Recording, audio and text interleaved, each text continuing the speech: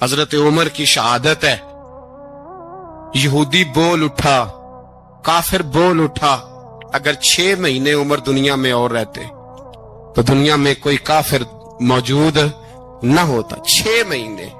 اور جب اس بطل جلیل کا جنازہ اٹھا, اللہ بخاری پڑھیے نا, اللہم ارزقنا شہادت فی سبیلک, اللہ بسترے کی موت نہ دینا, شہادت کی دینا.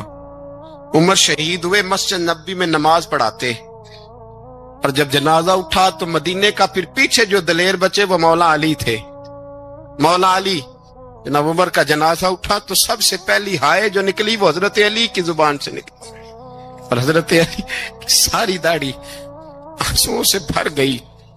لوگوں نے کہا کہ علی کیا ہوا؟ فرمانے لگے تم دیکھ نہیں رہے جنازہ کس کا اٹھا ہے, پلٹ کے دیکھو تو صحیح, تمہیں پتہ نہیں ہے کون گیا ہے؟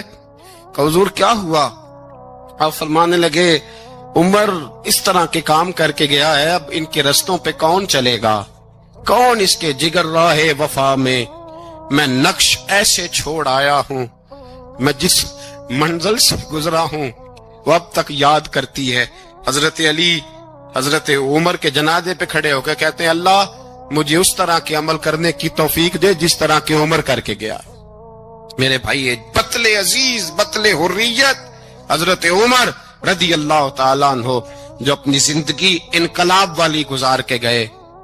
عمر جب دنیا سے گئے تو 80 دینار کا قرضہ تھا, 22 لاکھ مربع میل کا حکمران, اور اپنے بیٹے سے کہنے لگے بیٹے کوشش کرنا تیرے خاندان والے مل کے میرا قرضہ اتار دے, میری قبر پہ بوجھ نہ رہے, اور اگر خاندان والے مدد نہ کریں تو میرے دوستوں سے بات کرنا, وہ مدد نہ کریں تو پھر علی سے بات کرنا. ان کا پیار آپس میں اتنا, اور تو اختلاف ثابت کر رہا ہے. 80 دینار کا قرضہ چھوڑ کر حضرت عمر دنیا سے گئے, اور جاتی دفعہ کہہ گئے میرے بعد میرے بچوں کو حکومت کے مشورے میں بھی شامل نہ کرنا, حکومت کے مشورے میں بھی میری اولاد شامل نہ ہو.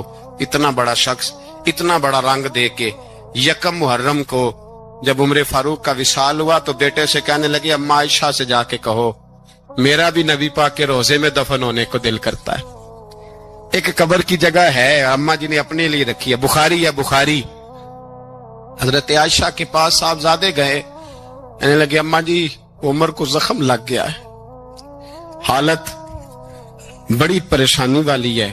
وہ کہتے ہیں اگر اما اجازت دے.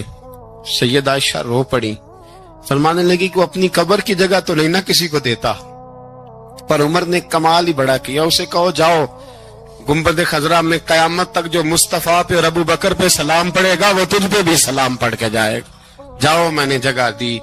اعلیٰ حضرت فاضل بریلوی رحمت اللہ علیہ فرماتے ہیں وہ عمر جس کے آداب پہ شیدہ شکر, اس خدا دوست حضرت پہ لاکھوں سلام, اس خدا دوست حضرت پہ. آپ یقین کریں ممبر پہ بیٹھا ہوں, حضرت عمر کا جب نام لیتا ہوں تو میرے وجود کے رونگٹے کھڑے ہو جاتے ہیں. حضرت عمر کی زندگی جب پڑھتا ہوں تو لگتا ہے خدایا ایسے شخص بھی دنیا میں آئے. کہ حضرت عمر رضی اللہ تعالیٰ عنہ کا آج یوم شہادت ہے. میرا تو دل کرتا تھا کہ فجر سے باتیں شروع ہوں اور سارا دن ہی عمر کی باتیں ہوتی رہیں, سارا دن جناب عمر کی باتیں, سارا دن. اس لیے کہ ذکر جناب عمر کا ہوگا پر راضی اللہ کے رسول ہوں گے. میرے رسول پاک علیہ السلام سب کے لیے ہی دعا مانگتے ہیں نا, حضور کی دعا عام ہے, لیکن مصطفیٰ کریم نے کعبے کا غلاف تھام لیا اور غلاف کعبہ کو حضور نے سینے سے لپٹایا اور سینے سے چمٹا کے کہا اللہ میں نے تو کبھی سوال ہی زیادہ نہیں کیے, میں کرنے آیا ہوں مجھے عمر دے دے, عمر دے دے. حضور نے مانگ کے لیا. اور پھر جب جس کو حضور مانگے اللہ سے, حضرت عوف بن مالک اشجعی ایک صحابی ہیں, حضرت عوف بن مالک رضی اللہ تعالیٰ عنہ فرماتے ہیں کہ جناب ابو بکر صدیق کا زمانہ تھا تو میں نے خواب دیکھا, میں نے خواب میں جناب عمر کو دیکھا, اور میں نے دیکھا کہ کوئی کہنے والا کہہ رہا ہے کہ عمر وہ ہے کہ اللہ کے رستے میں کوئی اسے جتنا مرضی برا بھلا کہے یہ پرواہ نہیں کرتا. کس کے رستے میں؟ بولے سارے. اس کا مطلب ہے اللہ کے رستے میں لوگ برا بھلا بھی. قرآن مجید نے کہا وَلَا يَخَافُونَ لَوْمَةَ لَائِمٍ, کچھ لوگ ایسے ہیں جو برا بھلا کہنے والوں کی پرواہ وہ پرواہ نہیں کرتے. اور دوسری بات میں نے یہ دیکھی کہ عمر خلیفہ بنے گا. اور تیسری بات میں نے خواب میں یہ دیکھی کہ عمر شہید بھی کیا جائے گا, عمر شہید بھی ہوگا. یہ میں نے 3 باتیں خواب میں دیکھی. فرماتے ہیں میں نے آ کے خواب حضرت ابو بکر صدیق کو سنائی, وہ خلیفہ تھے. وہ کہنے لگے ٹھہر جا, میں عمر کو بلاتا ہوں, اس کے سامنے دوبارہ سنانا. اس کے سامنے فرماتے میں نے بلایا حضرت عمر فاروق کو, آ کے بیٹھے. خواب شروع ہوا کہ ایک بات تو میں نے یہ دیکھی کہ آپ ملامت کرنے والے کی پرواہ نہیں کرتے. دوسرا آپ خلیفہ بنے کہ جناب عمر کہنے لگے چپ کر, ابو بکر کے سامنے ہی کہہ رہا ہے, چپ کر, خلیفہ کے سامنے ہی کہہ رہا ہے. تو حضرت ابو بکر صدیق کہنے لگے عمر اسے کہنے دو, مجھے لگتا ہے رب کی رضا یہی ہے کہ میرے بعد اگر مصطفیٰ کا منبر ملے تو عمر کو ہی ملے, اسے کہنے دو, کہنے دو. حضرت عمر رضی اللہ تعالیٰ عنہ کو تیسری بات کہی. حضرت عوف بن مالک نے کہا اب شہید کیے جائیں گے, میں نے خواب دیکھی ہے. نیک لوگوں کے خواب بڑی حد تک سچے ہوتے ہیں. کہا میں نے خواب دیکھی ہے. تو حضرت عمر کہنے لگے شہید تو دلیر لوگ ہوتے ہیں, شہید تو دلیر, جسے سارا زمانہ دلیر کہہ رہا ہے وہ اپنے بارے میں کیا کہہ رہا ہے, کہتے ہیں شہید تو دلیر, میں تو کاہل سا آدمی ہوں, سست آدمی ہوں, میں تو اتنا کام ہی نہیں کرتا. تو یہ خواب تو نے جو ٹھیک ہے دیکھا ہے نا, پھر سے دیکھنا. تو ابو بکر صدیق فرمانے لگے عاجزی نہ کر, انکساری نہ کر, تو جو کہہ رہا ہے ٹھیک کہہ رہا ہے, لیکن مجھے سن کے شکر بھی ہوا ہے اور افسوس بھی ہوا ہے. افسوس اس بات کا کہ تیرے جیسا بطل عظیم چلا جائے گا, اور شکر اس بات کا کہ رب تجھے زندگی بھی اعزاز والی دے گا, اور شہادت کی موت دے کے اللہ تجھے موت بھی عزت والی عطا فرمائے گا. اللہ موت بھی تجھے عزت والی دے گا, تجھے کاہلوں جیسی موت اللہ. حضرت فاروق اعظم رضی اللہ, او بھائی یہاں تو اس زمانے کا سب سے بڑا مسئلہ پروٹوکول ہے. ہم چھوٹے طبقے سے لے کر بڑے سارے پروٹوکول کے قائل ہیں, پر حضرت عمر رضی اللہ تعالی, حضرت عمر کی سادگی اور پھر جناب عمر کی عاجزی, جب انسان اپنے اوپر سوار کر لیتا ہے نا, سوار کر لیتا ہے, میں بدکار پرانا خادم, کسے در ملی نی ٹوئی, تے واصف یار نے نظر جو کیتی تے واصف ہی ہو. میں اکثر سوچتا ہوں حضور نے جہاں بھی کہا نا, فرمایا میرے بعد نبی ہوتے تو خطاب کے بیٹے عمر ہوتے.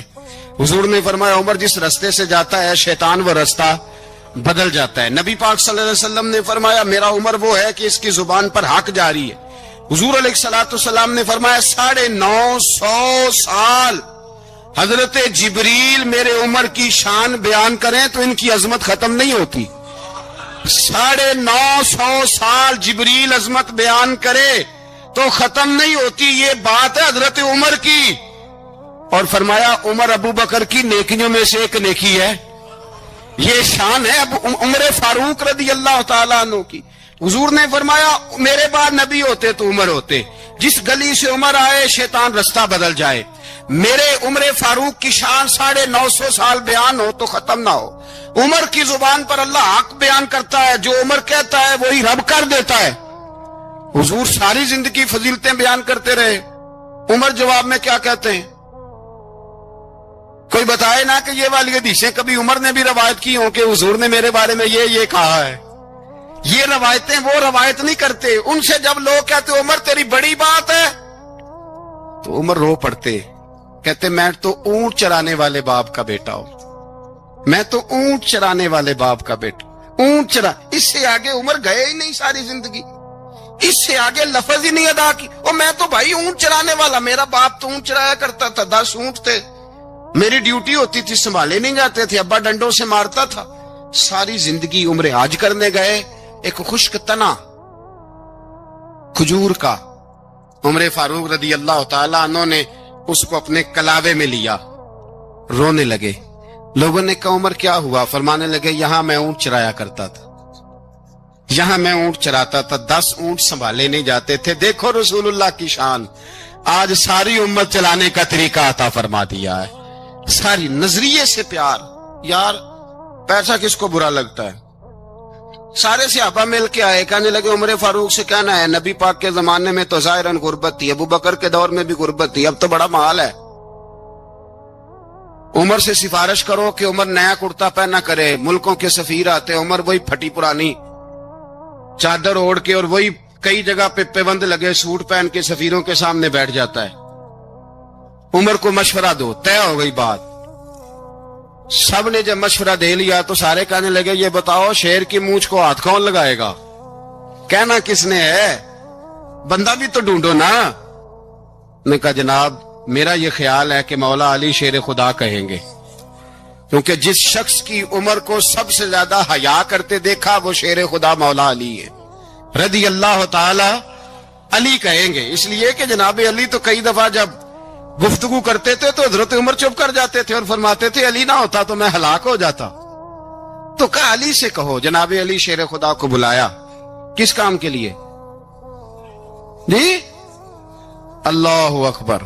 یہ ذرا آپ نے اس دور پہ اس بات کو ذرا لگا جناب ان سے کہیں کہ زیادہ نہیں, ایک کرتا نیا پہن لے. سفیر آتے ہیں, وزیر آتے ہیں تو ایک کرتا نیا پہن لے.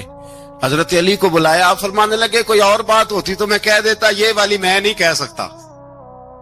کوئی اور ہوتی تو میں عمر کو کئی دفعہ کہہ دیتا ہوں, جلال میں بھی تو سن, یہ والی میں نہیں کہہ سکتا.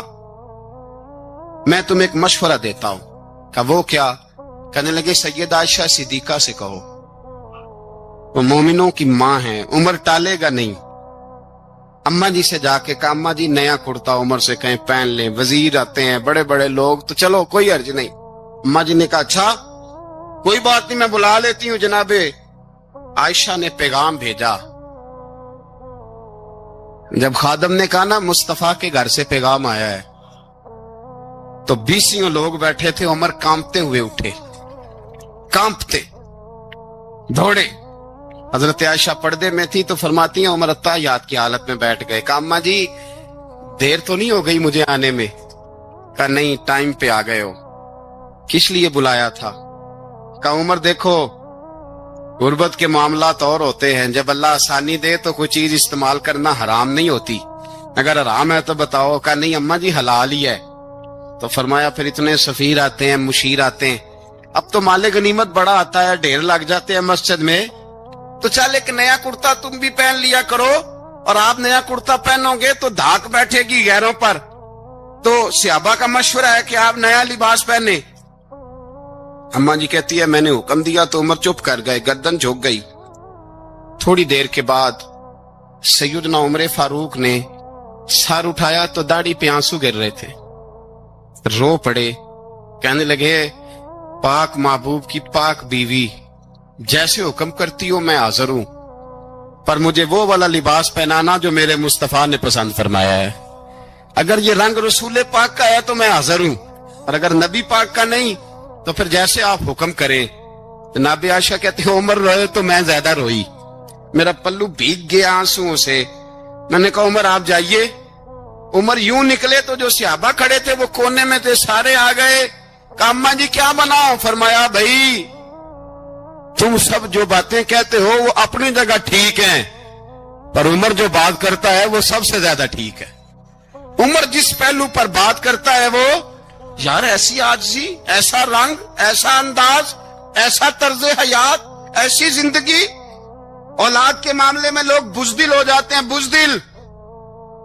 پر حضرت عمر کا بیٹا مصر گیا, وہاں سے کمائی کر کے لایا, تجارت کرنے گیا, لاکھوں کا مال. کون سا باپ ہے دنیا میں جس کا بیٹا بعد سے پیسے لے کے آئے تو ابا تفصیل پوچھے کہ بیٹا کہاں سے کمائے, کہاں سے لایا, کتنے ملے, کیوں آئے؟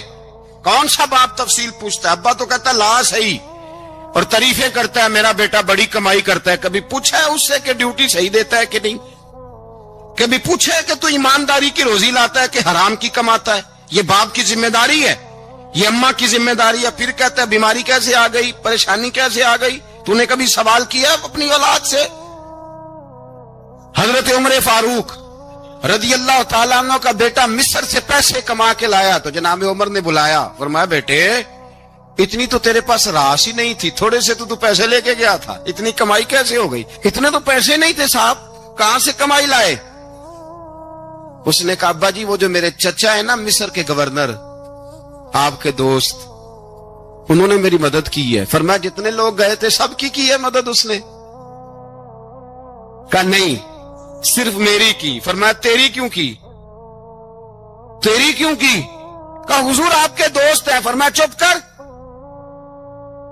حضور انہوں نے مجھے اتنے پیسے دیے, میں نے کاروبار میں ڈالے تو نفع آیا تو میں ان کی رقم دے کے. فرمایا خاموش ہو جا, باقی جتنے لوگ گئے تھے سب کی مدد کی اس نے؟ کہا نہیں حضور صرف میری کی. فرمایا اس نے تیری مدد نہیں کی, اس نے خلیفہ کے بیٹے کی مدد کی, اس لیے کہ وہ خلیفہ کو اپنے حق میں نرم کر سکے. فرمایا آدھا مال تیرا ہے, آدھا مال غنیمت کا ہے, مال خزانہ کا ہے, مسلمانوں کا ہے, اس لیے کہ تو جو وہاں سے مال کما کے لایا ہے وہ اپنے باپ کے خلیفہ ہونے کی وجہ سے کما کے لایا ہے, لہذا رکھ ادھر.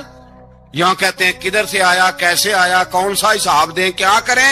او بھائی حضرت عمر رضی اللہ تعالیٰ عنہ کا اپنی اولاد کے بارے میں یہ رنگ ہے. ایک جنگ سے نا خوشبو آئی, خوشبو بڑی مہنگی ہوتی تھی, عرب میں خوشبو آج بھی بڑی مہنگی ہے, وہ زیادہ استعمال کرتے ہیں. میری باتوں کی سمجھ آ رہی ہے میرے بھائیوں؟ بڑی مہنگی خوشبو تھی. جب وہ خوشبو آئی تو حضرت عمر نے کہا, گھر میں پہلے پہنچی حضرت عمر کے, چونکہ زیادہ عورتیں استعمال کرتی تھی گھر کے اندر خوشبو, مرد بھی لگاتے تھے. حضرت عمر نے اپنی بیوی سے کہا, آپ کی زوجہ تو تھی وہ بڑی خوشبو کو پسند کرتی تھی. حضرت عمر نے اپنی زوجہ سے کہا کہ خوشبو لاؤ, میں نے ایک عورت کی ڈیوٹی لگائی ہے, وہ خوشبو تول تول کے نا تو بھائیسا برابر صحابہ میں بانٹ دے گی.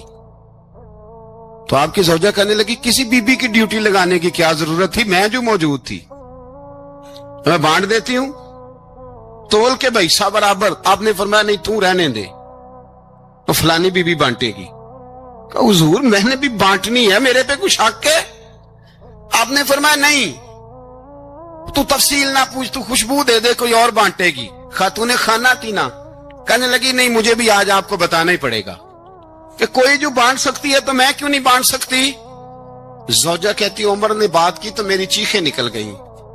حضرت عمر فرمانے لگے جب تو خوشبو بانٹے گی نا تیرے ہاتھوں کو بھی لگے گی, تیرے دوپٹوں کو بھی لگ جائے گی. اگر رب کریم نے مجھ سے سوال پوچھا کہ عمر خوشبو تو مسلمانوں کی تھی, تیری بیوی کے دوپٹے کو کیوں لگ گئی, تو میں اللہ کے حضور کیا جواب دوں گا؟ اگر اللہ نے یہ سوال کیا کہ تیری بیوی نے کیوں لگائی, وہ تو حصہ تھا مسلمانوں کا, تو نے تیری بیوی نے کیوں لگائی؟ تو فرمایا میں نہیں چاہتا کہ اللہ کے حضور مجھے اور تجھے باز پرس ہو, لہذا کسی اور کو بانٹنے دے. زوجہ روئی اور تڑپ کے کہنے لگی عمر مجھے لگتا ہے صبح قیامت بھی تیری بیوی ہونے کی وجہ سے اللہ مجھے جنت عطا فرما دے گا, تیری زوجہ ہونے کی برکت سے. بھائی یہ معیار رکھا, خدا کی قسم ایسا شخص تاریخ میں دوبارہ نہیں آیا. اتنا بڑا آدمی, اتنا بڑا شخص, اتنا بڑا آدمی, اور پھر رنگ یہ ہے کہ عمر 22 لاکھ مربع میل کا حکمران, 22 لاکھ, اور کھجور کے درخت کے نیچے مٹی کا ڈھیلا لے کے سو گئے ہیں, پرواہ کوئی نہیں, کوئی مسئلہ ہی نہیں. 2 غلام ساتھ بیٹھے تو ایک روٹی حضرت عمر نے گھر سے منگوائی, تھوڑا سا سرکہ, تو غلام کہنے لگے ہم نے بھی کھانی ہے. فرمایا کوئی حرج نہیں, روٹی کو پیٹ بھر کے کھانا ضروری تو نہیں, 3 حصوں میں بانٹ لیتے. ایک آدمی آیا ہوا تھا مصر کا رہنے والا ملنے کے لیے, اس نے پوچھا عمر کدھر ہے, تو کہا وہ ادھر جاؤ مسجد میں بیٹھے ہوں گے. اور واپس آیا تو کہنے لگا وہاں تو 3 غلام بیٹھے ہیں, ایک روٹی بانٹ بانٹ کے کھا رہے ہیں, لگتا ہے کئی دنوں سے روٹی نہیں ملی. کہا 3 غلام تو کوئی نہیں, وہاں 2 ہی تھے, تیسرے تو امیر المومنین تھے. اس نے کہا نہیں 3 غلام ہیں, کپڑے بھی ایک طرح کے پہنے ہوئے ہیں, بلکہ 2 کے تو پھر صحیح ہیں, تیسرے کے تو زیادہ ماڑے ہیں. کپڑے بھی ایک طرح کے, کھانا پینا بھی ایک طرح کا, اور ان کا نشست برخاست بھی ایک طرح کی ہے, لہذا کوئی فرق نہیں. حضرت ابو ہریرہ کہتے ہیں میں لے کے آیا, اور جناب عمر کو جب میں نے کچی زمین میں تامت سمیٹ بیٹھے دیکھا تو میں رو پڑا. میں نے اس مصر سے آنے والے کو کہا تو اس کے جلوے دیکھ, اگر اس کی ذات میں اتنا حسن ہے تو محمد عربی کا مقام کیا ہوگا. یہ مقام غور ہے, مقام غور. ایک آدمی کو آپ نے دیکھا آنکھوں سے نابینا ہے اور بھیک مانگ رہا ہے, تو حضرت عمر کو نظر آ گیا. فرمایا کون ہو؟ اس نے کہا میں یہودی ہوں. فرمایا بھیک کیوں مانگتے ہو؟ کہا جب تک تندرست تھا مسلمانوں کو جزیہ دیتا تھا, بوڑھا ہو گیا ہوں کیا کروں. حضرت عمر نے گھوڑے کی پشت پہ بٹھایا, کافر کو گھوڑے کی پشت پہ بٹھایا اور بٹھا کے مدینے لائے. حضرت علی شیر خدا وزیر خزانہ تھے, فرمایا علی اس کا وظیفہ جاری کرو. کہا یہ کون ہے؟ فرمایا یہ یہودی ہے، لیکن یہ ہمیں جزیہ دیتا رہا، بوڑھا ہو گیا بیچارہ، بھیک مانگنے پہ مجبور ہے، ہماری حکومت کے اندر رہتا ہے، اس کا پورا وظیفہ جتنا خرچہ اتنا وظیفہ لگاؤ۔ حضرت علی کہتے ہیں میں وظیفہ لگا رہا تھا اور وہ میرے نبی کا کلمہ پڑھ رہا تھا، وہ رسول اللہ کا کلمہ پڑھ رہا تھا۔ یہ مزاج، یہ نہیں کہ کافر۔ حضرت عمر نے گورنروں کو خط لکھے تھے کہ زبردستی کسی کو مسلمان نہیں کرنا، جہاں ان کی عبادت گاہیں بنی ہو گرانی نہیں، کوئی مندر کوئی گرجا ضائع نہیں کرنا، بات دور نکل جائے گی۔ اور میں اپنے مضمون پہ رہتا ہوں، اہل بیت کا پیار اگر سکھایا ہے تو جناب عمر نے سکھایا ہے رضی اللہ تعالی عنہ۔ امام حسن ملنے، آپ یقین کریں میں جب اس واقعہ کو پڑھتا ہوں تو میرا دل جھوم جاتا ہے۔ میں کہتا ہوں یار ڈاڈا ہونا اپنی جگہ پہ، عشق ہونا اپنی جگہ پہ، انسان کا باوقار ہونا اپنی جگہ، جہاں کھڑے ہونا تھا وہاں یہ کھڑے ہوتے تھے، اور جہاں جھکنا تھا وہاں یہ ان لوگوں میں اقبال نے کہا تھا تیری نگاہ ناز سے دونوں مراد پا گئے، عقل غیاب و جستجو عشق حضور و اضطراب۔ جہاں اگر آیا ہے سامنے کیسر و کسرا تو عمر جیسا دلیر کوئی نہیں، اگر سامنے آیا ایران کا بادشاہ تو عمر جیسا تگڑا کوئی نہیں، اگر آیا ہے سامنے غسان کا بادشاہ تو عمر جیسا عادل کوئی نہیں، لیکن اگر علی کا بیٹا آیا ہے، اگر فاطمہ کے لال پارے آئے ہیں تو پھر فاروق اعظم سے جیسا محب کوئی نہیں، پھر ان سے جیسا پیار کرنے والا کوئی نہیں۔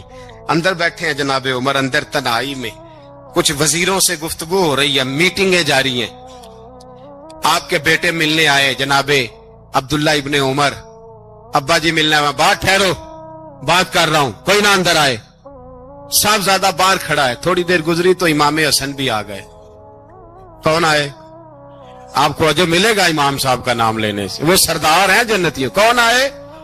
سارے بولیے امام حسن، تیری نسل پاک میں ہے بچہ بچہ نور کا، تو ہے نے نور تیرا سب گھرانہ۔ امام حسن آئے تو حضرت عبداللہ ابن عمر کو دروازے پہ کھڑے دیکھا، کہا امیر المومنین کہاں ہیں؟ کہنے لگے حضرت عمر کے بیٹے۔ کہنے لگے وہ اندر بیٹھے، کچھ میٹنگ ہو رہی ہے، اور انہوں نے کہا کوئی اندر نہ آئے، لیکن آپ جانا چاہیں تو چلے جائیں، آپ جانا چاہیں تو، تیری نسل پاک میں ہے بچہ بچہ نور، آپ جانا چاہیں تو چلے جائیں۔ انہوں نے کہا جب آپ باہر کھڑے ہیں تو مجھے کوئی اتنا ضروری کام نہیں، اور ابھی زور کی نماز تھوڑی دیر میں ہوگی، میں مسجد میں مل لوں گا امیر المومنین سے۔ یہ بات کہہ کے امام حسن چلے گئے۔ یار اتنی بڑی بات نہیں تھی، اتنی بڑی بات نہیں تھی۔ تو میرے استادوں کا بیٹا بھی آئے تو کہا ٹھیک ہے جی وہ سوئے ہوئے ہیں، تو کوئی غرض نہیں یار میں ٹھہر کے آ جاؤں گا، کوئی بڑی بات نہیں تھی، دیکھا جائے تو بڑی بات نہیں تھی، پر بات بہت بڑی تھی، اس لیے کہ یہ خالی حسن نہیں، یہ حسن ابن علی ہے، یہ حضرت فاطمہ کے لخت جگر۔ حضرت عمر باہر نکلے، عبداللہ ابن عمر سے پوچھا کوئی آیا تو نہیں؟ تو کہا حضور امام حسن آئے تھے۔ تو کہا پھر شہزادے کو اندر کیوں نہیں بھیجا؟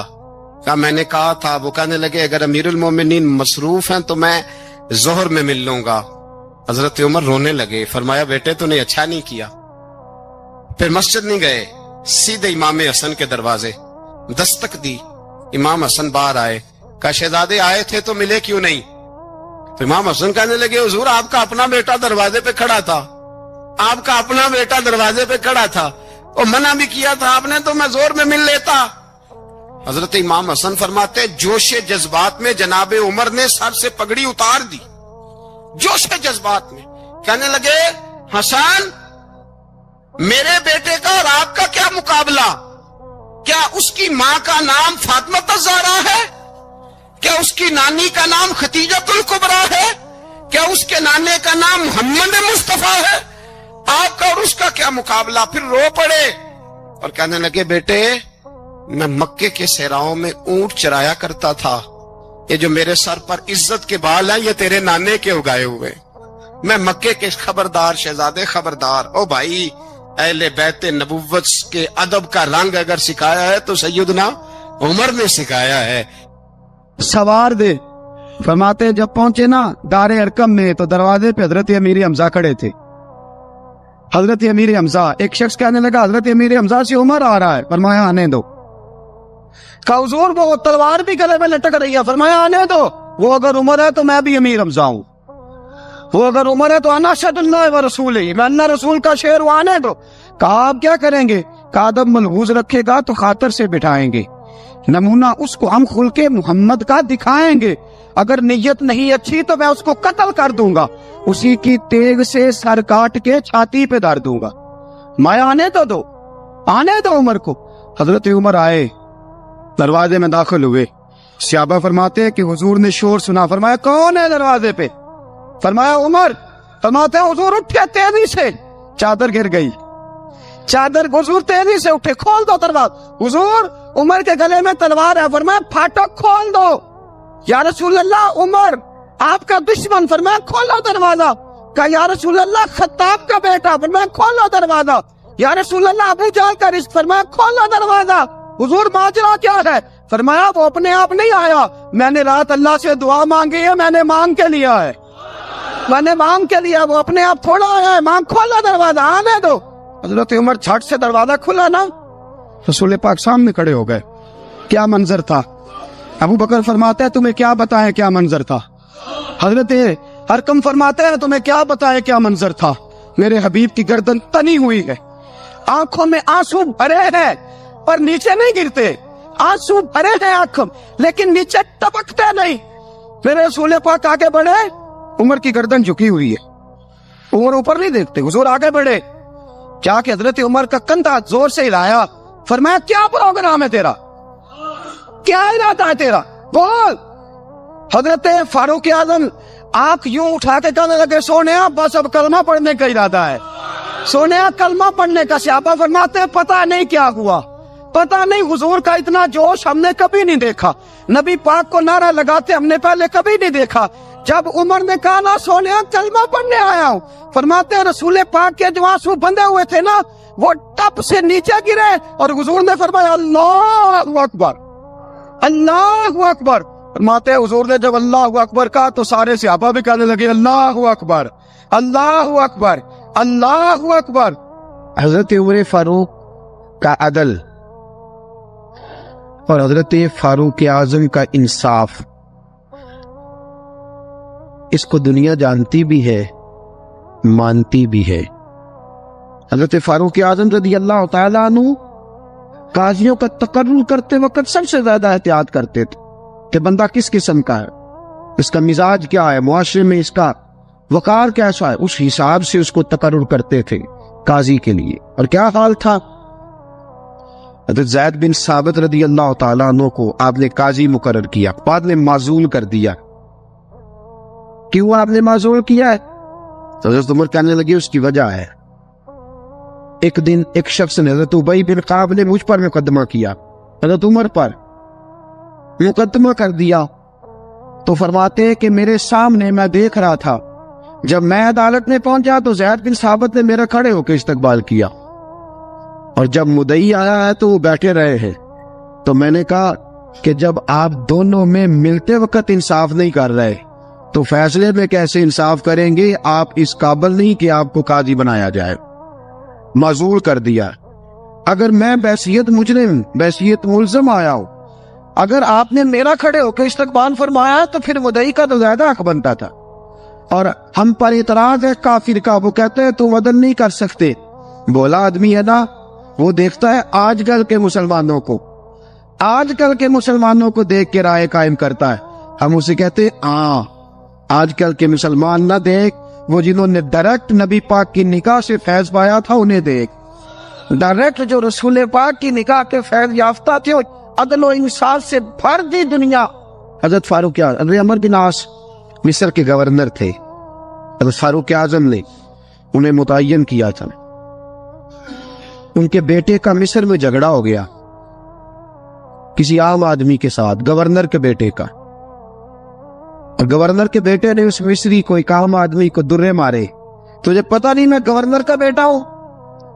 मिस्री ने क्या किया, घोड़े पे बैठा सीधे मदीने आ गया, सीधा मदीने। हजरत फारूक आजम के दर दौलत पे पुश्त से कपड़ा उठाया, पुश्त से उसने अपने निशान दिखाए तो जनाब उमर की आंखों में आंसू आ गए। एक आम आदमी है, जानते कोई नहीं, तुम्हें रो पड़े, इतना जुल्म और मेरी सल्तनत में, कोड़े बरसे तेरी पुश्त पे। فوراً بھیجا جاؤ بلا کے لاؤ. حضرت عمر بن عاص اپنے بیٹے سمیت آئے. بڑی عدالت ہے. حضرت فاروق اعظم کے لفظ فرمایا اس کو اس کی ماں نے آزاد پیدا کیا تھا, تو نے اسے کیوں غلام بنایا ہے؟ اس کی ماں نے آزاد جنا تھا, تو نے کب سے لوگوں کو غلام. کہا بیٹے یہ کیا کہتا تھا؟ یہ کہتا تھا میں گورنر کا بیٹا ہوں, تجھے تو جانتا نہیں.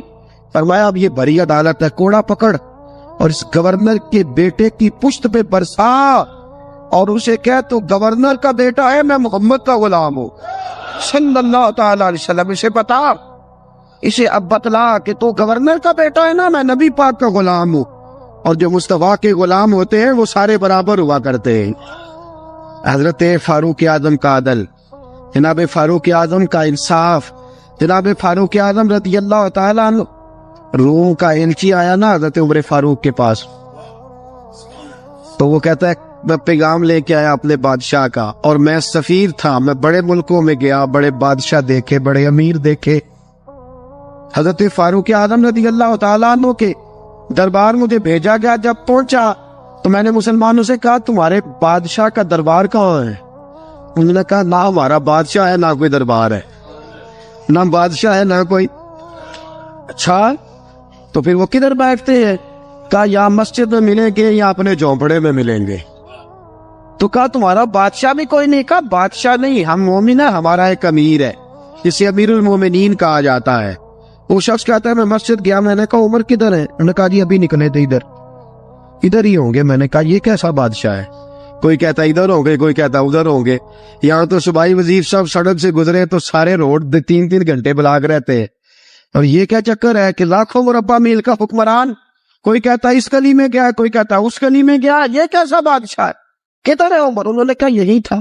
دوسرے سے پوچھتا جو وہ باغ کی طرف گئے, باغ میں گئے تو وہ ایلچی کہتا ہے میں نے باغ والے سے پوچھا کہ یہاں تمہارا امیر کدھر ہے؟ انہوں نے کہا وہ درخت دیکھ رہے ہو؟ کہا حضرت دیکھ رہا ہوں. اس درخت کے نیچے وہ ایک شخص جو سویا ہوا ہے نا, مٹی کا ڈھیلا سرہانا بنا کے, وہ درخت کے نیچے مٹی کے ڈھیلے کا سرہانا بنا کے جو بندہ سویا ہے وہی ہمارا امیر ہے. وہ سامنے حضرت سیدنا عمر فاروق کے پاس وہ بندہ جا کے کھڑا ہو گیا. وہ کہتا ہے کہ پسینہ گر گر کے نا مٹی کے ڈھیلے پہ گارا بنا رہا تھا, پسینہ گر گر کے مٹی کا ڈھیلا, وہ تر تھا. حضرت فاروق اعظم سو رہے تھے, کہنے لگا میں 20 اور درجنوں بادشاہوں کو دیکھ چکا تھا جن کی آنکھیں 10 گن. حضرت عمر کی آنکھ کھلی, تامت سمیٹی اٹھ کے بیٹھ گئے. کدھر آیا ہے؟ کہنے لگا حضرت جی آیا تو کسی اور کام تھا, آیا تو کسی, لیکن اب کام کوئی اور بن گیا ہے. آپ نے فرمایا اب کیا کام بنا ہے؟ کہنے لگا میرا کام یہ بنا ہے کہ میرا بھی دل کیا میں بھی کلمہ پڑھوں اور نبی پاک کا غلام بن جائے.